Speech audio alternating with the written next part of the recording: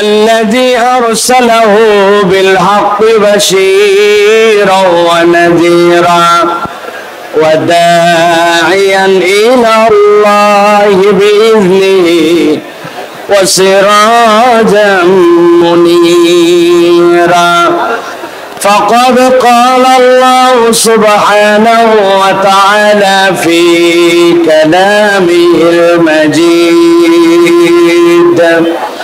وفي فرقان الحميد أعوذ بالله من الشيطان الرجيم بسم الله الرحمن الرحيم أفحسبتم أنما خلقناكم عبثا الذي أرسله بالحق بشيرا ونذيرا وداعيا إلى الله بإذنه وسراجا منيرا فقد قال الله سبحانه وتعالى في كلامه المجيد وفي فرقان الحميد أعوذ بالله من الشيطان الرجيم بسم الله الرحمن الرحيم أفحسبتم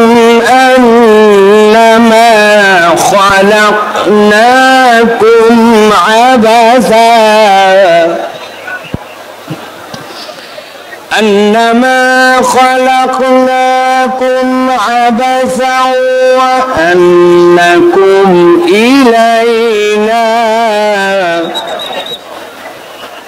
وأنكم إلينا لا ترجعون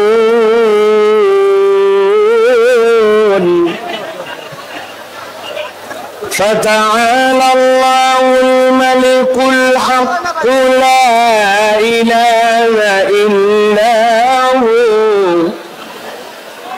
لا إله إلا هو رب العرش الكريم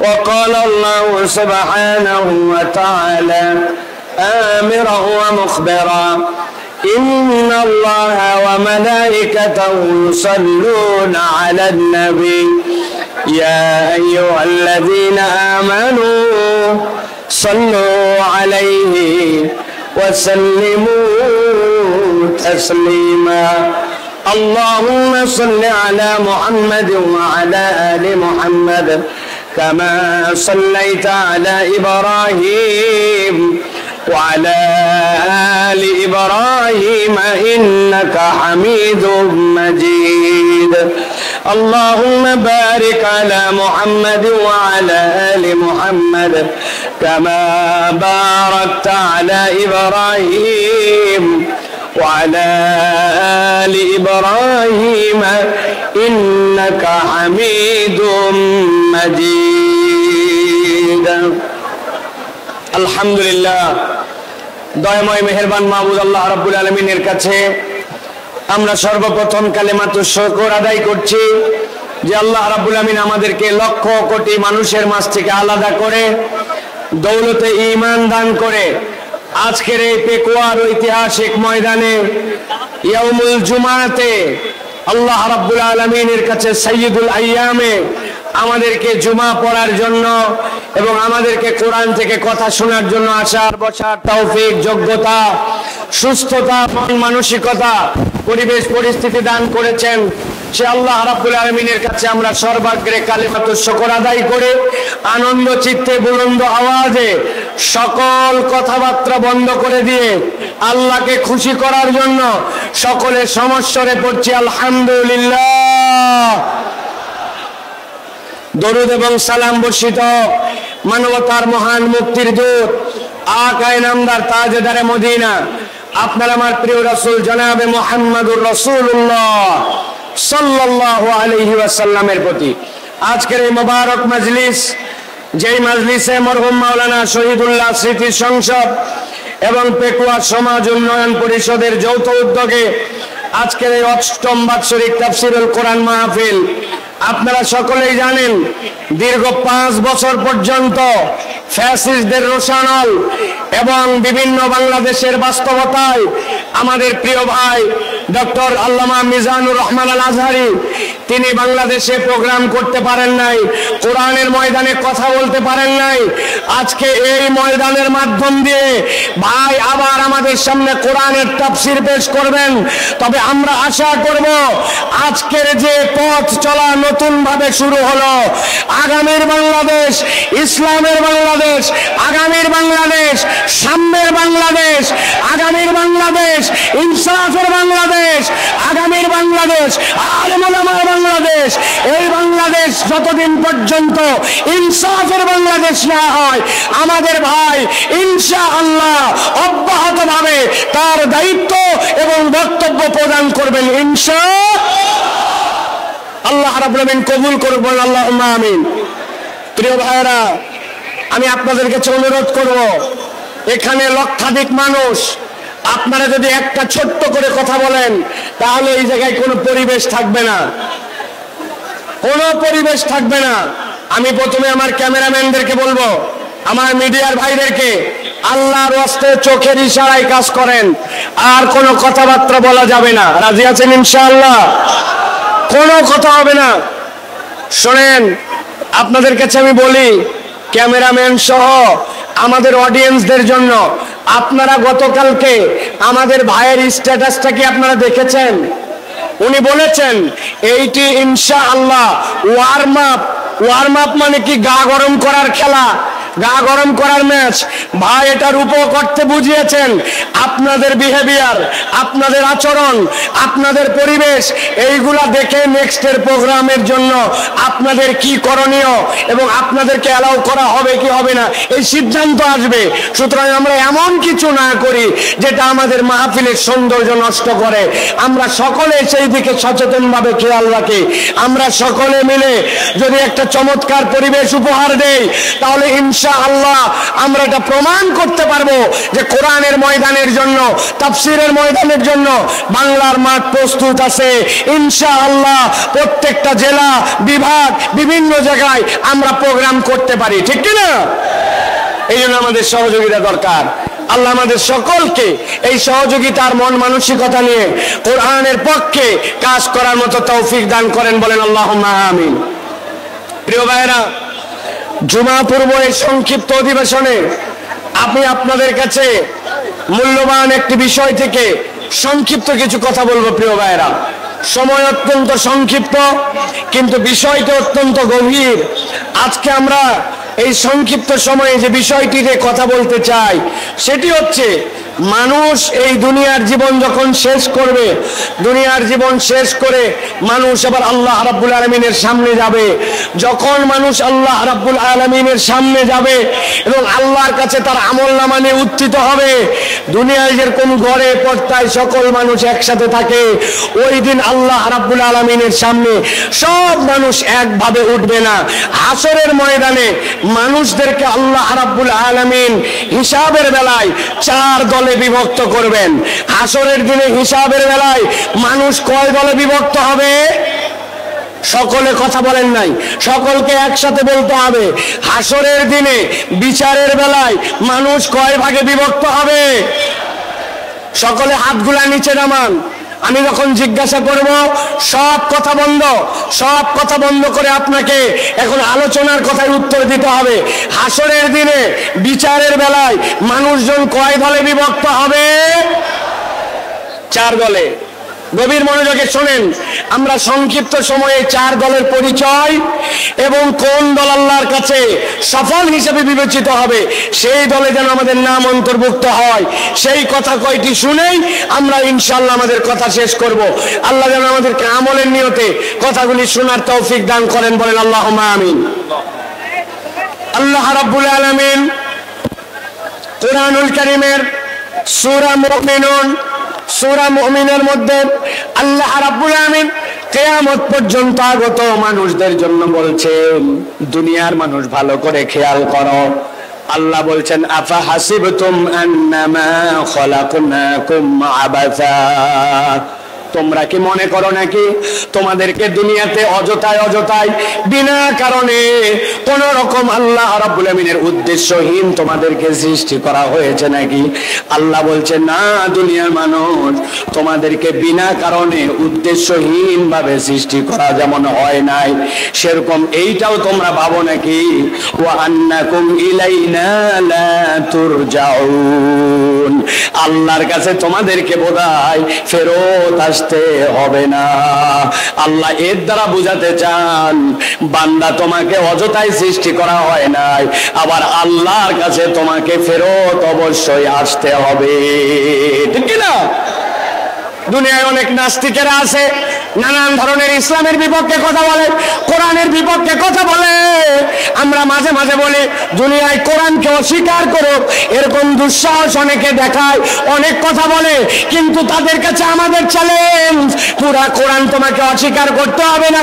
তোমার যদি সাধ্য থাকে, আল্লাহ কোরআনুল কারীমের মধ্যে বলেছেন, কুল্লু নাফসিন যায়িকাতুল মাউত, এই দুনিয়াতে যে জীবন নিয়ে এসেছে তাকে মৃত্যুবরণ করতে হবে, পুরা কোরআন অস্বীকার করতে হবে না। তোমার সাধ্য থাকলে 100, 150, 200 বছর বেঁচে দেখাও। দুনিয়ার মানুষ তার জীবন যদি তাকে মৃত্যুর স্বাদ গ্রহণ করতে হয়, তাহলে ওই মানুষ যেরকম কোরআনের একটা আয়াতকে অস্বীকার করতে পারে না, আল্লাহ বলছেন তুমি যতই লাফাও না কেন, প্রকৃতার্থে তুমি আল্লাহর বিধানের বাইরে যেতে পারবে না। আল্লাহ রাব্বুল আমিন বলছেন, যেহেতু আল্লাহ রাব্বুল আমিন তোমাকে অযথা সৃষ্টি করেন নাই, আল্লাহ রাব্বুল আমিন তোমাকে যৌক্তিক কারণে তার কাছে ফেরত আসতে হবে এটাও স্মরণ করায় দিচ্ছেন। এবার আল্লাহ নিজের পরিচয় দিচ্ছেন, ফাতাআলাল্লাহুল মালিকুল হক লা ইলাহা ইল্লা হুয়া রাব্বুল আরশিল কারীম। আল্লাহ রাব্বুল আমিন বলছেন, তিনি সেই মহান রব যিনি আরশের অধিপতি, যার থেকে বড় মর্যাদার আর কেউ নাই। আল্লাহ নিজে বলছেন সেই আরশের অধিপতি। তোমাদেরকে বুঝাতে চান তোমাদেরকে অযথাই সৃষ্টি করা হয় নাই, আর আল্লাহর কাছে তোমাকে ফেরত আসতে হবে। এই জন্য আল্লাহ বলছেন, ওয়া মাইয়াদউ মা'আল্লাহি ইলাহান আখার, তোমাদের মধ্যে থেকে আল্লাহকে যে ইলাহ ছাড়া, আল্লাহ ছাড়া অন্য কাউকে ডাকো তোমরা, অনেক সময় আল্লাহ ছাড়া অন্যের কাছে সাহায্য চাও, আল্লাহ ছাড়া কেউ ভালো মন্দ করতে পারে এরকম বিশ্বাস করো। আল্লাহ বলছেন লা বুরহানা লাহু বি, আল্লাহ বলছেন এটার কোনো প্রমাণ নাই।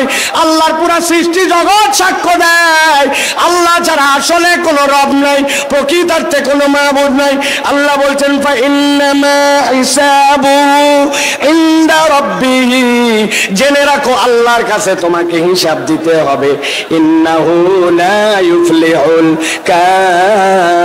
কাফিরুন, আল্লাহ বলছেন, রব্বুল আমিন তোমাদেরকে বলছেন, আল্লাহকে যে অস্বীকার করে, আল্লাহকে যে মানে না, আল্লাহ গ্যারান্টার হচ্ছেন সে কখনো সফল হতে পারবে না।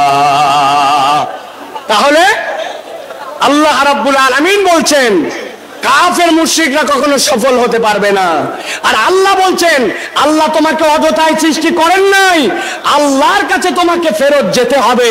এবার জিজ্ঞাসা করব, আমরা কি এই ঈমানটুকু ন্যূনতম বিশ্বাস করি যে আল্লাহর কাছে আমাদেরকে ফেরত যেতে হবে?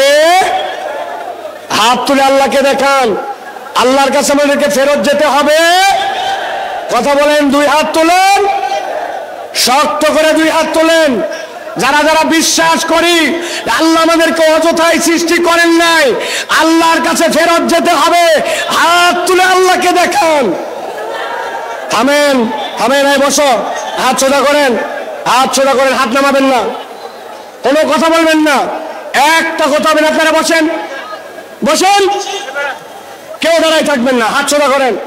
হাত নামাতে বলি নাই, বসতে বলছি। সকলকে আমি 10 সেকেন্ড সময় দিলাম, আপনাদের যত কথা আছে 10 সেকেন্ড বলেন, কথা বলেন। এই ডানে বামে কথা বলেন, এই সামনে কথা বলেন, 10 সেকেন্ড। কথা শেষ, আপনাদের কথা শেষ। হাত সোজা করেন, শক্ত করে হাত সোজা করেন। এবার আল্লাহর নামে একটা রণহুঙ্কারের তাকবীর দিব। এই তাকবীরের পর আর একটা শব্দ হবে না। রাজি আছেন আপনারা? পেকুয়ার ময়দানে আজকে যত তাকবীর দিয়েছেন, এই তাকবীরটা সবচেয়ে বলিষ্ঠ কণ্ঠে আল্লাহর জন্য দিতে হবে। রাজি আছেন? যারা আছেন তারা হাত শক্ত করে তোলেন, শক্ত করে তোলেন। সোজা হয়েছে? এবার হাতটা বুক বরাবর নেন, এই বরাবর, বুক বরাবর নিছেন সবাই। এবার আমি লিল্লাহে তাকবীর বললে হাত দুটো উপর দিকে ছুঁড়ে দিয়ে আল্লাহু আকবার বলতে হবে। পারবেন সবাই? পারবেন সবাই? রেডি সবাই? এরপরে আর কোনো কথা হবে? হবে? কাতার নিয়ে বসেন, ডানে যারা আছেন বসেন, জুমার নামাজ হবে এক করে, কাতার নিয়ে বসেন সকলে। সকলে রেডি আছেন? আর কোনো কথা হবে? রেডি? তাহলে সকলে এটা প্রমাণ দিতে হবে। আমি লিল্লাহে তাকবীর বললে আকাশের দিকে হাত ছুঁড়ে দিয়ে আল্লাহু আকবার বলবেন। পারবেন ইনশাআল্লাহ? দেখে একটা তাকবীর দেন, লিল্লাহে তাকবীর, লিল্লাহে তাকবীর। আল কোরআনের আলো, আল হাদিসের আলো, তোমার নেতা আমার নেতা, তোমার নেতা আমার নেতা। আলেম ওলামা যেখানে, আলেম ওলামা যেখানে, আল্লাহর আইন যেখানে, লিল্লাহে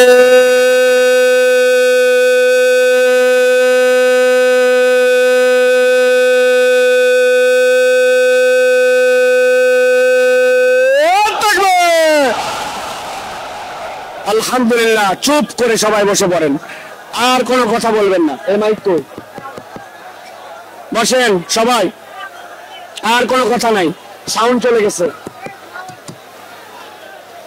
প্রিয় ভাইরা, সাউন্ড কই? সাউন্ড সাউন্ড সাউন্ড নাই। প্রিয় ভাইরা, তাহলে আমরা সংক্ষিপ্ত সময় একদম আমরা আজকে জানার চেষ্টা করব, হাসরের ময়দানে মানুষ মূলত আল্লাহর কাছে 4 ভাবে তার আমল নামা নিয়ে উত্থিত হবে। কয়ভাবে? 4 ভাবে। 1 নম্বর, আল্লাহ বলছেন একদল লোক বিনা হিসাবে জান্নাতে যাবে, সুবহানাল্লাহ বলেন। আরেক দল লোক বিনা হিসাবে জাহান্নামে যাবে, নাউজুবিল্লাহ বলেন। আরেক দল লোক হিসাব হবে, কিন্তু হিসাবটা আল্লাহ সহজ করে দিবেন, জান্নাতে যাবে। আরেক দল লোক হিসাব হবে, কিন্তু হিসাবটা এমন কঠিন হবে ওই ব্যক্তিরা আল্লাহ রাব্বুল আলামিনের কাছ থেকে নিষ্কৃতি পাবে না। এই 4 দলের মধ্যে সবচেয়ে সহজ দল হবে তারা, যেই মানুষগুলা আল্লাহ রাব্বুল আলামিনের কাছে গুনাহ থাকবে, অপরাধ থাকবে, কিন্তু আল্লাহ রাব্বুল আলামিন তাদেরকে ক্ষমা করে দিয়া বিনা হিসাবে জান্নাতে পাঠাবেন। আমরা বিনা হিসাবে জান্নাতে হতে চাই কিনা? চাই কিনা? ভালো করে খেয়াল করেন। আল্লাহ রাব্বুল আলামিন বলছেন একদল লোক আল্লাহ রাব্বুল আলামিনের সামনে গুনাহ খাতা থাকবে, কিন্তু আল্লাহর কাছে আসার আগেই ওই মানুষগুলো আল্লাহর কাছে তওবা করেছে। আমার নবী বলছেন কেমন তওবা করছে জানো নাকি? আল্লাহ নবী বলছেন আত-তাইবু মিনাজ যামবি কামান লা যামবালা, এমন ভাবে তওবা করছে ওই বান্দাটার যেন গুনাহই ছিল না। আল্লাহ রাব্বুল আমিন বলছেন সূরা ফুরকানের মধ্যে, আল্লাহ বলছেন যেই বান্দাটা তওবা করবে, তওবা করার পরে ওই বান্দাটা আল্লাহ রাব্বুল আমিনের কাছে ক্ষমা চাবে, আল্লাহ রাব্বুল আমিনের কাছে যে ক্ষমা চাইবে সেইটা শর্ত মতো তার জন্য হওয়া লাগবে। আল্লাহ কোরআনে বলছেন ইল্লা মান তাবা ওয়া আমানা ওয়া আমিলা আমালান সালিহা ফাউলাইকা ইউবাদদিলুল্লাহু সাইয়্যাতিহিম হাসানাত। আমার আল্লাহ রাব্বুল আলামিন বলছেন তাদের মধ্যে থেকে যারা তওবা করে, আর তওবা করার পরে ঈমানের সাথে তওবা করেছে, তওবা করে বসে থাকে নাই, ওয়া আমিলা আমালান সালিহা, এরপরে বান্দা নেক কাজ করেছে, আর বান্দা ঈমানের সাথে যখন নেক কাজ করে আল্লাহ বলছেন রব তার তওবাকে এমন পছন্দ করেন। আল্লাহ বলছেন ফাউলাইকা ইউবাদদিলুল্লাহু সাইয়্যাতিহিম হাসানাত, আল্লাহ তাদের যাবতীয় গুনাহ খাতা যা ছিল সবগুলাকে নেক দিয়ে পরিবর্তন করায় দিবেন। ওয়া কানাল্লাহু গফুরুর রহিমা, আল্লাহ বলছেন নিশ্চয় আল্লাহ রাব্বুল আমিন বান্দাদের জন্য গফুর, ক্ষমাশীল, বান্দাদের জন্য দয়াদ্র। এত বড় মাহফিল আসলাম আর হই হই করলাম, জোরে জোরে স্লোগান দিলাম আর চলে গেলাম, কোন লাভ হবে না। আমাদের জন্য ভালো করে বোঝেন, আল্লাহ রাব্বুল আমিন বলছেন আজকের ময়দানে আপনি আসছেন, আল্লাহর কাছে আপনি শপথ দেন রব্বুল আমিন আমার গুনাহ আছে, আমার অপরাধ আছে, আমার ভুল আছে, কিন্তু আমি আজকে তওবা করতেছি রব, তুমি আমার একমাত্র ইলাহ হিসাবে সাক্ষ্য দেওয়ার পরে আমার ভুল থেকে আমি সরে আসতে চাই। বান্দা যদি একবার আল্লাহকে ইলাহ হিসাবে গ্রহণ করে আর গ্রহণ করার পরে আল্লাহর কাছে তওবা করে রব্বুল আমিন বান্দাকে মাফ করে দিবে। মুফাসসিররা ব্যাখ্যা করেছেন ওয়াল্লাযীনা ইউওয়াহ্হিদুনাল্লাহ ওয়া লা ইয়াদউনা ওয়া লা ইয়াবুদুনা ইলাহান গায়রাহ, আল্লাহর কাছে ঈমান আনার মানে কি? আল্লাহর তাওহীদে আপনাকে অটল হতে হবে। আল্লাহ রাব্বুল আমিন ছাড়া কারো সাথে ইবাদত করা যাবে না এবং আল্লাহ ছাড়া কাউকে ডাকা যাবে। বান্দা যদি এইটা করে আল্লাহ বলছেন বান্দা তোমার গুনাহ যত হোক আমি রব্বুল আমিন তোমাকে প্রকৃত তওবাকারী হিসাবে কবুল করে নিয়া আমি তোমাকে মাফ করে দিব। তবে একটা শর্ত আছে, বান্দার হক নষ্ট করা যাবে না, ঠিক কি না?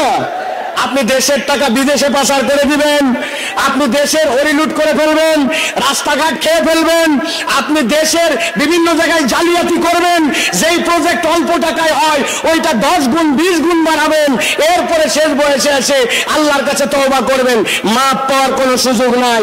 মনে করছেন দেশের থেকে হয়তো বেরিয়ে গেছি, পালায় গেছি আর মাপ পেয়ে গেছি, এত সোজা নয়। আমি আপনাদের কাছে জিজ্ঞাসা করতে চাই, আমেরিকা কি আল্লাহর দুনিয়ার ভিতরে না বাইরে? কথা বললেন না। আমেরিকা আল্লাহর দুনিয়ার ভিতরে না বাইরে? কানাডা কি আল্লাহর দুনিয়ার ভেতরে না বাইরে? ফ্রান্স কি আল্লাহর দুনিয়ার ভেতরে না বাইরে? আমাদের পাশের দেশটা কি আল্লাহর দুনিয়ার ভেতরে না বাইরে? বললেন না আল্লাহর দুনিয়ার ভেতরে না বাইরে? আপনি কেমনে ভাবলেন আশপাশে পালাই যে আমি চির মুক্তি পেয়ে গেলাম? আমি আমার ভাষায় বলি, ফুটবল খেলা মাঝে মাঝে শুরু হয় সেন্টার থেকে বল নিয়ে খেলতে খেলতে এপা ওপা করে ডিয়ের মধ্যে যায়, ডিয়ের মধ্যে থেকে এরপরে গোল দিকে কিক করে। আপনার কেবলমাত্র দৌড়ানি শুরু হয়েছে, এখনো বহুত দৌড়ানি বাকি আছে। আল্লাহ ধরা সবচেয়ে বড় ধরা, আল্লাহ ধরে না কিন্তু ধরলে আল্লাহ ছাড়ে না, ঠিক কিনা? এই জন্য প্রিয় ভাইয়েরা আমাদেরকে স্লোগান দিও না এখন ভাই, কথা শোনেন প্রিয় ভাইরা। এই কথা বলার উদ্দেশ্য আল্লাহর কাছে ক্ষমা নিয়ে আমাদেরকে বিনা হিসাবে জান্নাতি হওয়ার জন্য চেষ্টা করতে হবে। এটা একটা দল কয়টা বলছি? 4টা। চলেন এবার 2 নম্বর দল। কয় মিনিট আছে আমাকে লিখে দিবেন, বসেন আপনি। 2 নম্বরের কথাগুলো মনোযোগ দিয়ে শোনেন। আল্লাহ রাব্বুল আমিন বলছেন একদল লোকের কোনো হিসাবই হবে না, বিনা হিসাবে জাহান্নামে ঢুকায় দেওয়া হবে। নাউজুবিল্লাহ বলেন। আল্লাহ কোরআনে বলছেন সূরা বাকারা 217 নম্বর আয়াতের মধ্যে ওয়ামান ইয়ারতাদিদ মিনকুম মান দীনিহি ফায়ামুত ওয়া হুয়া কাফির ফাউলাইকা হাবিতাত আ'মালুহুম ফিদ দুনিয়া ওয়াল আখিরাহ ওয়া উলাইকা আসহাবুন নারি হুম ফিহা খালিদুন। আল্লাহ বলছেন একদল লোক অতি পণ্ডিত হয়ে যায়, আল্লাহর দ্বীনের উপরেই ছিল, কিন্তু এমন বুঝ আনছে, বুঝ এনে মুরতাদ হয়ে গেছে, আল্লাহর দ্বীন থেকে সরে গেছে। সে অনেক সময় বুঝে মুরতাদ হয়, অনেক সময় না বুঝেও মুরতাদ হয়। আমাদের দেশে না বোঝা একদল মুরতাদ আছে, এদের ঈমান বোঝানো আমাদের জন্য জরুরি। ছোট্ট করে বোঝানোর জন্য বলি, আমাদের দেশে এরকম মুসলমান আছে কিনা নামাজের ইসলাম পছন্দ করে, রোজার ইসলাম পছন্দ করে, যাকাতের ইসলাম পছন্দ করে, কিন্তু যেই না বলা হয় চোরের বিচার আল্লাহর আইনে করা হোক, দেশটা আল্লাহর আইনে চলুক, খেলাফত অনুযায়ী দেশটা পরিচালিত হোক, সেই না ওই নামাজি হাজী সাহেব পর্যন্ত রাজি থাকে না। এরকম মুসলমান আছে কিনা? উল্টা আমাদেরকে বলে, সাইফুল্লাহ ভাইকে তো কোনো দলের লোক মনে করতাম না, কিন্তু উনিও তো দেখি দলের কথা বলে। আল্লাহর দ্বীনের পক্ষে কথা বললে, আল্লাহর আইনের পক্ষে কথা বললে দল খুঁজে নামে পরিচয় দেয়, আসলে এইগুলা মুনাফিক মার্কা মুসলমান। ভালো করে বোঝেন, আল্লাহ বলছেন কেউ যদি আল্লাহর দ্বীন থেকে মুখ ফিরায় নেয়, ফায়ামুত ওয়া হুয়া কাফির,